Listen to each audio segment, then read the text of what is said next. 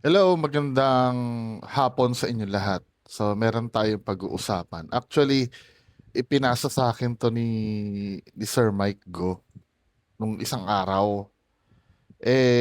Hinintay ko muna dahil I'm so sure mababalita ito bago ko i-content. Ito yung yung nag-viral na vlogger na yung nanghampas ng tuta. Kung napanood niyo yun, busit na busit ako doon. So, ito na yung balita. Inalmahan po ng mga animal rights advocate ang kumalat na video online kung saan sinapak ng isang vlogger ang isang tuta. Saksi, si Adrian Prietos. Kahit sino mag-iinit ang ulo dito, men eh. Ito yung sinasabi nating culture na for the content. 'Di ba? Parang yung sinasabi kilala nyo si Rogelio Galang Santiago? Yung sinasabi niya na for the content, yung sila Sir Boyong, the Explorer, sila Sir Alex Pabella, yun yung madalas sila sabihin eh. Yung content. Si shout out Ate Marbs. Yung mga mentality ng mga ganyan. Hindi ko nabubuksan yung FB nila Rogelio Galang Santiago ng Makati. Yun daw yung name eh. 'Di ba? I mean, sa susunod sanang mga henerasyon mapigil na yung culture na to. Kasi para bang lahat na lang gagawin para mapansin ka sa YouTube. Hindi mo na iniisip, mapapansin ka ba dahil makabuluhan yung content mo? Or mapapansin ka dahil negative yung content mo? 'Di ba? Sana pag-iisipan din yung iko-content mo. Yung, 'di ba kilala nyo si This is Lance. Kilala nyo ba 'yon? Si Lance. 'Di ba napansin siya dahil positive yung content niya? Yung gano'n na lang sana. Hindi na itong ganto. Yung mapapansin ka dahil may ginawa kang kabulastugan.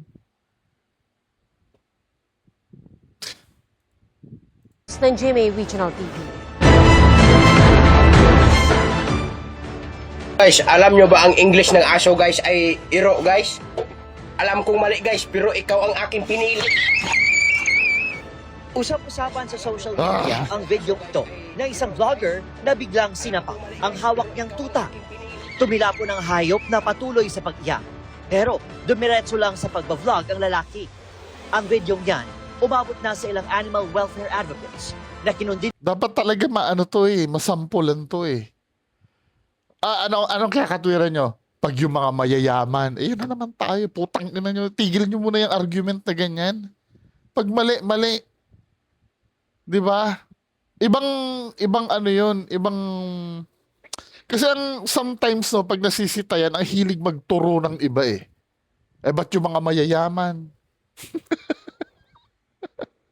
Iba yun, ibang panawagan yun. For now, kung ano yung maling nakita, yun na i-call out. Now, pag may mayaman din tayo nakita na nagganyan, i-call out din. Kasi yan na naman, nabubwisit na naman pag yung mayaman. Di ba? Wag muna nating isingit yung ganon. Nakita nyo mali ito. Ito yung mali muna nito yung pag-usapan natin. na ang ginawa ng vlogger. That was really terrible because you can see the fear in that puppy's eye. And that itself is already animal cruelty. Talagang no? Pang Miss Universe yung sagot ni Kuya. Gulat, no? Kasi how casual nung kanyang ginawa. Parang napakadali for him to have inflicted pain to the puppy ba yun, no? It's a puppy. Batay sa investigasyon ng pulisya, taga-Kawayan Negros Occidental ang 18 anyos na vlogger. Paliwanag umano niya, Gago. for the content lang. Yan. For the content ha.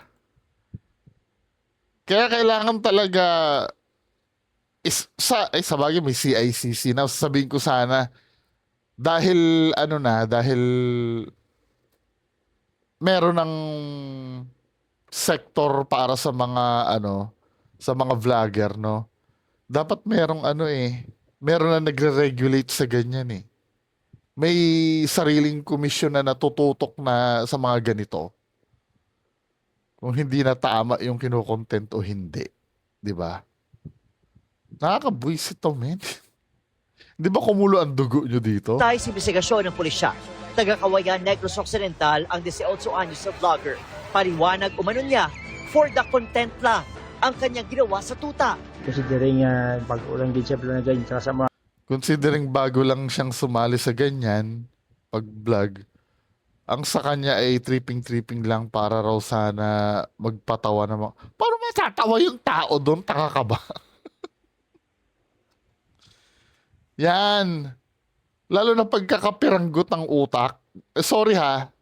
Yung kakapiranggot ng utak na na nakahawak ng cellphone na may load.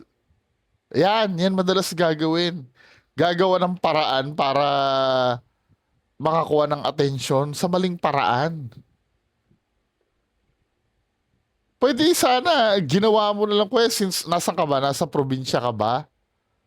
Mag-video ka kung paano magtanim ng kamote or yung lifestyle nyo sa province, no? Ngayong umaga, mag-iigib ako ng aming tubig, magsasaing ako. Kasi sa totoo lang, pwede mag-click yung mga ganong content eh. Meron kasing mga kababayan tayo na for example, OFW, no? Namimiss nyo yung buhay probinsya. Yung ano ba yung ginagawa sa probinsya. Hindi yung ganyan. Ang daming pwedeng gawin. Minsan kasi ang gusto nila mangyari yung instant na, yung magkaroon sila ng break, yung magva-viral, no? Na yung parang pagka nagawan mo ng ng isang content na talagang mapapansin ka, hindi na nila iniisip kung negative ba yun o positive. Ang importante mapansin. Ayun naman kasi yung pangit doon, men. Kaya pag gumagawa ka kasi ng ng content na may kabuluhan, nakakatamad kasi yun eh. Sabagay, sometimes naiisip ko hindi ba kasalanan din ng audience yun? Mas gusto kasi panoorin din ng mga audience yung yung minsan may shock value, yung instant tinatawanan mo, yung hindi na gumagana ang utak. Basta nakita mo, matawa ka, matakot ka, mabigla ka. Yun kasi minsan yung gusto na lang ng audience din eh. Kaya tuloy yung mga content creator, tamad nang mag-isip ng ng iko-content nila. Na basta kumain ka na lang ng ipis dyan. Kasi ito yung gusto ng tao eh. Doon nakahulma kasi yung paniniwala eh, na pag kumain ako ng ipis, matatawa sila lahat, mamamangha sila lahat. Hindi na yung pagka nag-content ako nito, marami silang matututunan. Marami silang mapupulot na aral. Hindi na ganun eh. It's either matawa, matakot, or mamangha. Yun lang ang kailangang gawin. Kaya tuloy ang resulta ganito. Di ba? campus na. Yung flipping trip, pengen lang ko nung makapakadlaw sa tao. Nakikipag-ugnayan na ang Kawayan LGU sa mga opisyal ng barangay kung saan nakatakdang ipatawag ang vlogger. Hindi namin siya joke. Aside from Hindi yan joke. Aside from calling the attention sa office of the mayor, gusto rin namin siyang papuntahin sa Sangguniang Bayan because we really condemn it talaga. calling the attention sa office Dapat sampulan ito eh, para wala nang eh. Kasi pag yan ay nakalampas, tandaan nyo, no, pag may pinalampas kayong ganyan, merong gagaya dyan or mas hihigit pa dyan. Kasi nag-trending eh. Wala nang pakialam doon sa magiging reaction ng tao. Di ba? Pag, ang daming views oh. Kasi yung mga ganitong uri ng content creator, wala nang pakialam sa comment yan. Ang nakikita niyan, likes at views. O, umabot ng milyon, no? Ano pa kaya pwede kong gawin na katulad nito? Or yung gagaya, ano pa kaya pwede kong gawin para higitan yan? Yun ang gagawin ng iba, di ba? if the mayor gusto man siya namon ipakadtoon sa FB Okay. because we really condemn it, yes. Sinusubukan naming makuha ang panig ng vlogger, ngunit wala pa siyang tugon. Base sa Animal Welfare Act, ipinagbabawal ang anumang uri ng pananakit o pang-aabuso sa mga hayop. Ito ay punishable kung nakarecover man yung sa paghampas. Maximum na yan, 30,000 pesos and or 6 months to 1 year imprisonment aside from the maximum fine. Kung masawi ang hayop, maaari pang umabot ang parusa sa hanggang 2 taong pagkakakulong at multa ng hanggang 100,000 piso. May naobserbahan din ang animal rights advocate sa mga lumalabas na animal cruelty content online. Sa tingin namin, madalas ginagawa din ng animal cruelty as content dahil minsan kumukuha ng engagement para pagkakitaan. Kapag pinagkakakitaan pa O ano mo, sabi ko sana okay lang eh. Yung pagkakakitaan, feeling ko hindi eh. Secondary na lang yan eh. Ang pinaka main goal na ganyan, yung sumikat lang, yung may recognition, ganun kababaw minsan. Kasi yung kung napapansin nyo, kung sino pa yung mga nagva-viral, hindi naman talaga vlogger eh. May mga, halimbawa may na-videohan lang, nagti-TikTok tapos biglang natamaan ng bola na hindi naman monetize yung channel. Yun na nagva-viral eh. Feeling ko ang number one reason dyan yung mapansin. Secondary na lang yung kumita. nila yung cruelty, another count of Animal Welfare Act violation, and that merits the maximum fine of up to 250,000 pesos and up to 3 years imprisonment. Pangamba pa nila, posibleng ma-desensitize ang tao, lalo na ang mga bata, kung laging nakakakita ng karahasan. Kaya nga sampulan. Sampulan. Kasi kung ganyan, laging pagsasabihan, slap on the wrist. Ano yan? Walang maaano dyan, walang matitinag dyan. Eh, yan lang naman pala. Pagsasabihan lang naman pala eh. Di ba? Makakalusot tayo dyan. Nagkakaroon tayo ng indifference on the cruelty, no, na animals na parang okay na lang yan, parang naging passive tayo, no. Paalala nila sa publiko, kapag nakakita ng ganitong online content, Huwag na po share kasi yun yung objective ng content creator na magkaroon ng Hindi mo naman kasi mapipigilan yun eh. Yung hindi mag-share. Lalo na pag galit na galit ka, gusto mo may magalit ding ibang tao. Kung gusto mong may katulong ka dun sa nararamdaman mo, hindi kasi may iwasan din yun eh.